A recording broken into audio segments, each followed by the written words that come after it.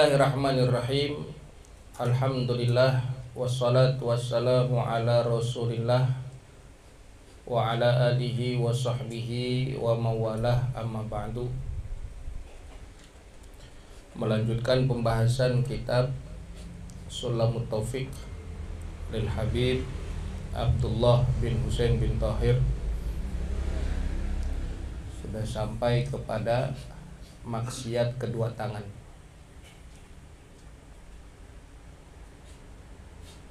Bismillahirrahmanirrahim. Qala al-musannif rahimahullahu ta'ala wa adaman naf'a bihi wa bi ulumihi fid dharaini amin. Qala wa minha ad-darbu bi ghairi haqqin. Dan termasuk daripada maksiat kedua tangan adalah memukul bi ghairi haqqin, tanpa adanya hak. Dalam artian memukul yang tidak dibenarkan. Berarti ada memukul yang dibenarkan, memukul yang adanya hak. Apa saja memukul yang dengan adanya hak atau memukul yang dibenarkan? Tentunya memukul dalam kategori pendidikan. Sebagaimana Nabi bersabda, muru auladakum bis-shalah wa hum abna'u sab'in sini. Anak umur 7 tahun perintahin buat sholat. Wadribuhum 'alaiha wa hum abna'u ashrin. Dan pukullah oleh kamu anak-anakmu untuk sholat, dan umur mereka itu 10 tahun. Jadi kalau mukul anak boleh apa enggak? Kalau untuk sholat, untuk pendidikan boleh. Cuman jangan memukul dengan pukulan yang membekas, ya, diwer, dicubit. Jangan membekas gitu. Pukulan-pukulan yang tidak meninggalkan bekas. Guru ke murid gitu ya, kadang pakai rotan, boleh untuk pendidikan. Asal jangan memukul bagian wajah, ya, tidak dibenarkan. Dalam hal apapun memukul bagian wajah tidak dibenarkan. Pukul bagian sebelah kiri tangannya pakai rotan, ya, dengan niatan biar hilang setannya, biar hilang rasa malesnya. Suruh sholat anak kita perlu itu, untuk pendidikan, biar ada ketegasan. Jadi bukan kekerasan di sini, tapi ketegasan. Jangan memandang kemudian kok agama Islam ngajarin mukul, berarti agama Islam ngajarin kekerasan. Oh enggak, ini untuk ketegasan dalam pendidikan itu diperbolehkan, ya. Kalau mukul orang yang tahu-tahu lagi anteng main pukul aja nggak boleh, ya, nggak boleh. Sekalipun dia salah gitu, maling atau dia mencuri itu, nggak berhak juga kita main pukul-pukul aja, kecuali dia mukul duluan gitu. Namanya itu ad-darbu bi ghairi haqq. Memukul tanpa adanya hak itu termasuk maksiat kedua tangan kita.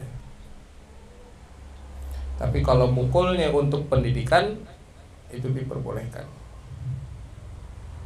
Wa akhdhur riswati, dan mengambil suap, wa itauha, dan memberi suap.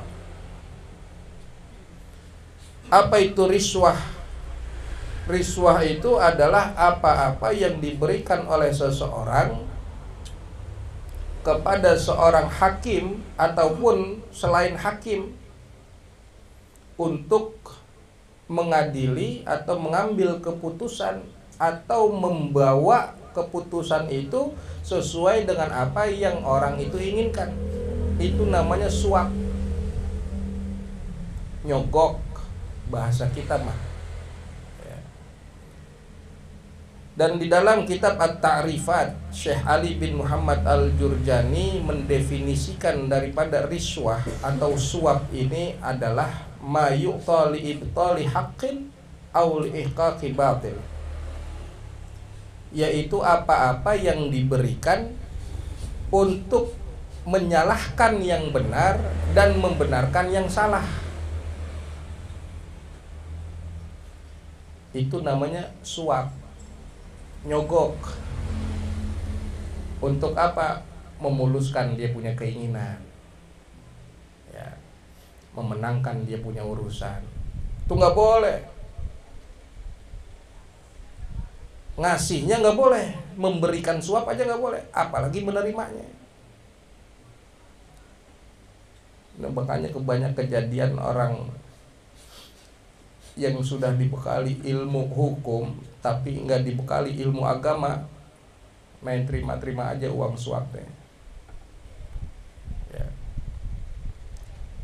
Ada kasus misalkan pembunuhan ini segala macam, biar mendapatkan keringanan daripada hukumannya, dia bayar sekian. Berapa? 100 juta. Belum, 1 M baru. Ya, itu uang suap tuh. Yang ngasihnya salah, yang nerimanya juga salah. Kata Nabi Muhammad SAW, la'anallahu ar-rashi wal murtashi fil hukmi. Allah Subhanahu wa ta'ala akan melaknat ar-rashi, yaitu orang yang memberikan suap, wal murtashi, dan yang nerima suap.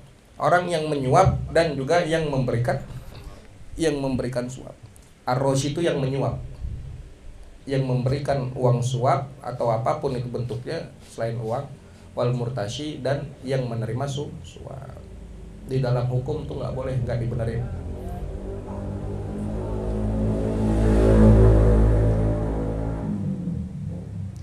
Kemudian wa ihraqul hayawani illa idza adza, termasuk daripada maksiat kedua tangan adalah membakar binatang, illa idza adza, kecuali apabila binatang itu menyakiti.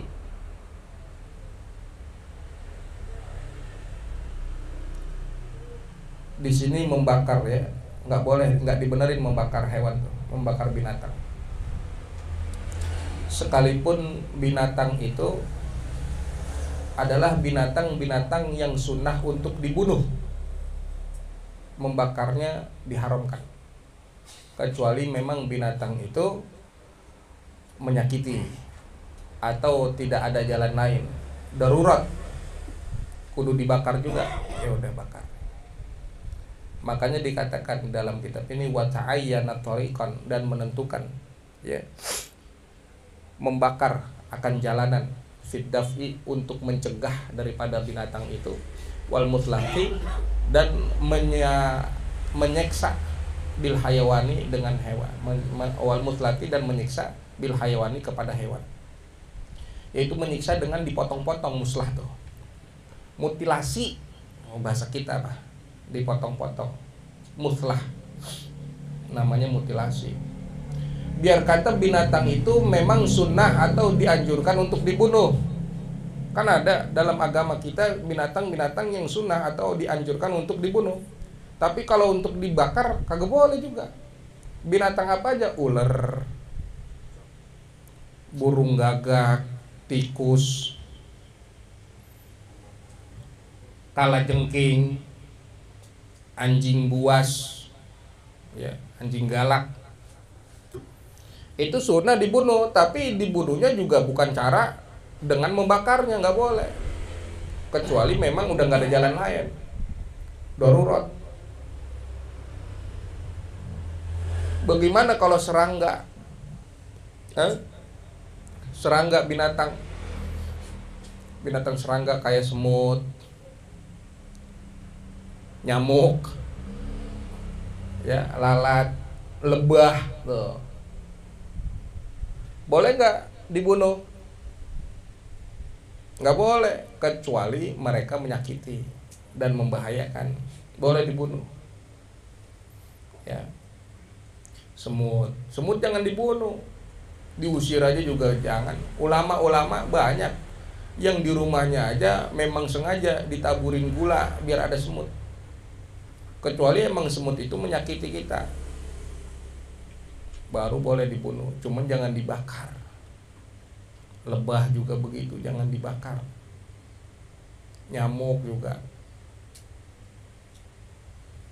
Kan ada tuh anuan nyamuk tuh. Itu namanya nyeksa tuh, nyeksa binatang. Lalu dia lagi ngayap kemana tau kena anuan itu tuh, raket nyamuk. Ya, orang dia lagi ngayap nyariin bininya kemana tau dia.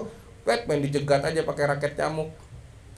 Dia kagak ngapa-ngapain kita, kecuali dia gigit kita udah. Baru nggak ada jalan lain tuh, nggak ada jalan lain. Ya, boleh dibunuh. Jangan langsung disetrum nyamuk, lah kesian. Kalau kata nyamuk, gua kagak ngapa-ngapain loh.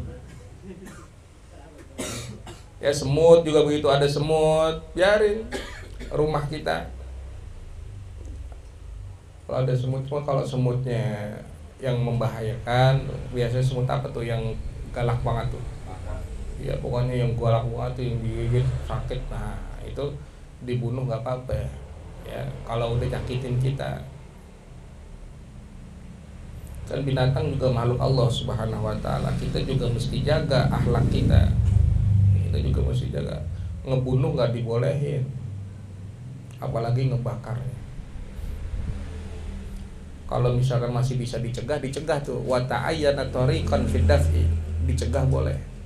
Kalau sampai dipotong-potong, diseksa, kata Nabi kepada Sayyidina Ali, iyyakum wal muslah, hindari, jauhi daripada dirimu, yaitu menyiksa dengan memotong-motong binatang, walau bil kalbil akur, meskipun kepada anjing yang buas, anjing galak, anjing yang demen ngegigit aja kagak boleh main potong-potong aja. Ini kan kadang maaf banyak tuh tukang apa tuh yang kadang sama kucing galak banget. Yang ada kita dulu pernah sering lihat kucing kesiram air panas gini, apa kakinya dibuntungin, dipatahin. Ya, tuh ada dulu ya begitu ya. Ininya apa namanya, kupingnya dibelah, dipotong, kagak boleh tuh, haram, dosa, nyakitin binatang namanya. Ya. Meskipun tadi kepada anjing yang galak sekalipun kagak boleh tuh muslah, menyiksanya dengan dipotong-potong. Ya, kita kudu sayang juga sama binatang, karena boleh jadi sayangnya kita kepada binatang itu yang mengakibatkan kita dapat rahmatnya Allah Subhanahu wa ta'ala. Itu yang mengakibatkan kita masuk surganya Allah. Ada semut lewat, biarin. Semut nggak ganggu, nggak ngapa-ngapain kita, main diinjek aja tuh semut. Kata semut lah, ini ngapa orang katanya gitu. Ini masalah kali ya. Nyamuk lewat dong, kita digigit kagak. Kalau udah digigit, udah ngebahayain kita, baru dibunuh. Jangan main langsung bakar aja. Tuh makanya tuh peralat-alat yang raket nyamuk itu tuh, ya mohon maaf gitu ya. Ya saya sih kagak tahu maksudnya kayak gitu kan, namanya nyeksa juga. Tahu-tahu nyamuk langsung peret aja, langsung disetrum begitu. Mana bau gosong, langsung kan bau gosong gitu ya. Kalau mau ngebunuh juga ada caranya gitu loh ya. Ngebunuh binatang ada caranya, jangan main langsung kesian. Kemudian walabu bin nardi watobi, dan bermain congklak, watobi dan dadu. Bermain congklak juga ini pendapat yang muktamad mazhab Imam Syafi'i, haram. Main congklak yang biji-bijian tuh ya, di sini artinya mah biji-bijian yang dipindahin. Ya congklak, dakon namanya. Ya. Watobi dan dadu, apapun permainan yang menggunakan dadu haram. Tahu dadu? Yang kotak, yang sisinya ada 8, 6. Iya sama, kan pakai dadu. Monopoli, ya monopoli. Apalagi main ludo ada isiannya. Kalau husu banget berdua ngapain? Apa cuman atuh HP-nya? Boleh ya. Ya pakai dadu nggak boleh. Monopoli tuh, terus apa lagi tuh? Yang pakai dadu? Itu koprok emang judi. Ini permainan pakai dadu. Kenapa itu gak boleh? Gini. Karena wa kullu ma fihi kimarun, dan setiap apapun permainan yang di dalamnya ada perjudian. Maksudnya kimar itu spekulasi yang menentukan keberuntungan.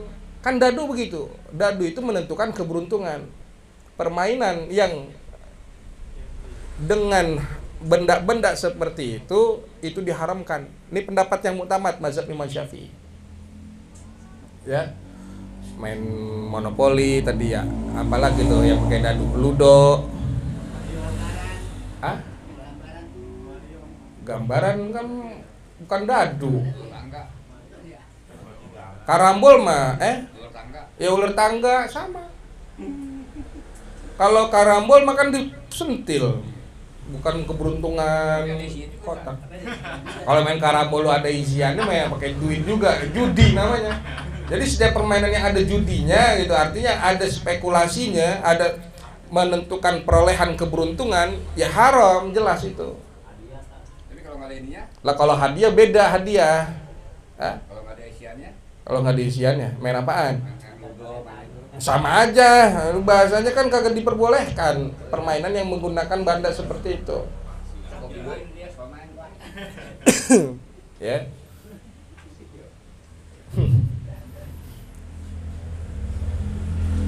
Hatta labu sibiani, sampai permainan anak kecil tuh yang dengan apa? Bil jauzi, dengan biji-bijian.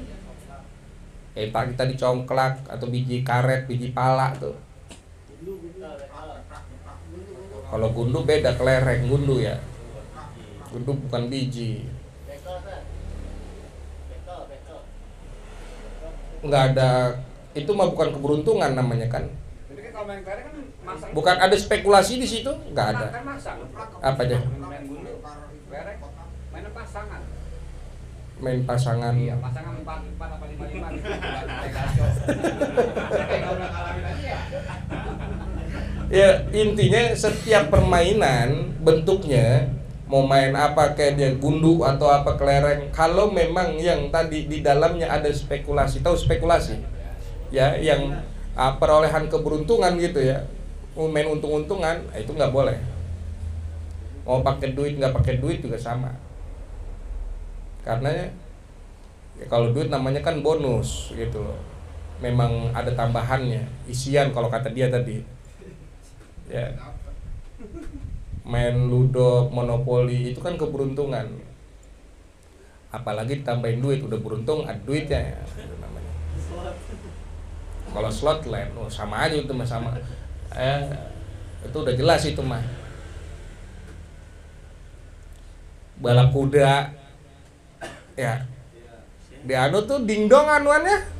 Ya kan ada tuh dulu balap kuda ya, nanti nomor berapa lo? Nomor 1 apa 10?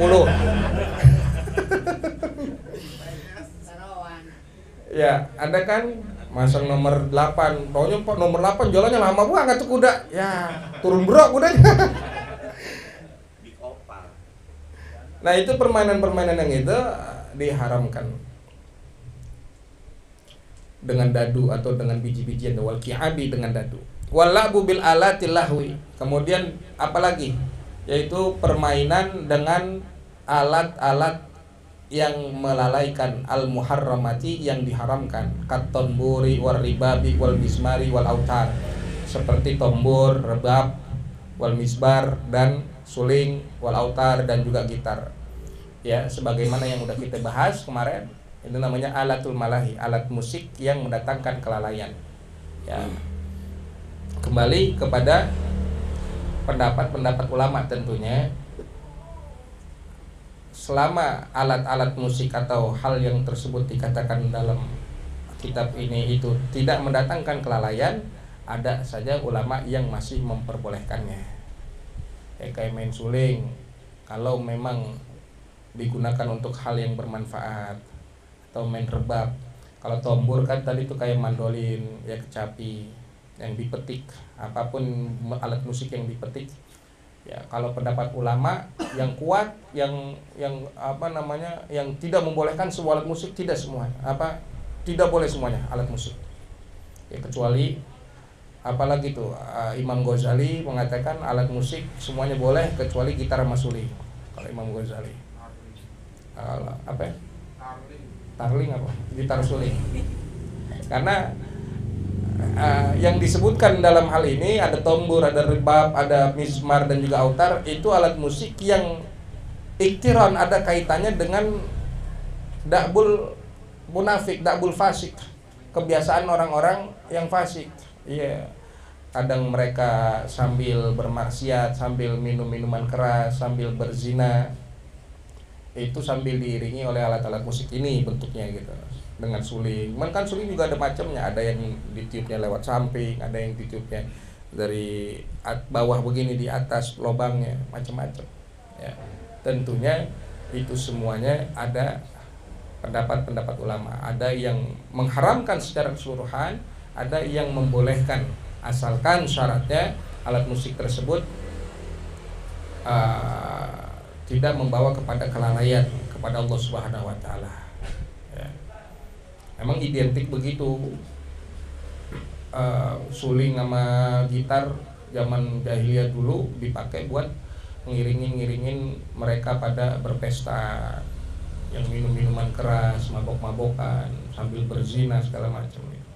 Ya, kalau main gitar tapi main gitarnya nyanyinya qasidah, sholawat, boleh-boleh aja gitu. Karena tentunya gini, namanya alat itu namanya satu benda, itu pada asalnya hukumnya itu adalah al-ibahah, boleh gitu.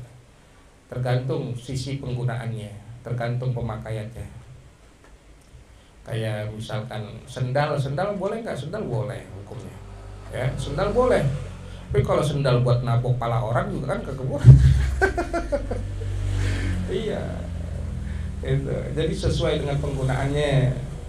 Kayak suling, gitar juga. Jadi bukan berarti gak boleh lu main gitar. Nih lihat Sulamu Topik, tar dulu. Iya, makanya lihat dulu. Nah, bagi memang dia yang mengharamkan seluruh alat musik, silakan aja, karena kan ada pendapatnya. Haram nggak boleh alat musik, iya nggak boleh semuanya. Kan dunia dia sepi banget. Ya nggak ada suara-suara bunyi-bunyian. HP-nya juga dia nggak ada ininya, cuma getar ndut gitu doang. Ya HP-nya dia nggak ada nada deringnya jadinya. Kalau yang membolehkan, ada membolehkan, silakan. Itu alat-alat yang melalaikan. Jikalau memainkan alat-alat musik tersebut dan digunakannya untuk hal-hal yang haram di situ, ya al-muharramah, maka tentunya itu tidak dibenarkan, haram hukumnya, nggak boleh. Termasuk maksiat kedua tangan. Walamsul ajnabiyati wallahu a'lam bishawab, bisiril Fatihah.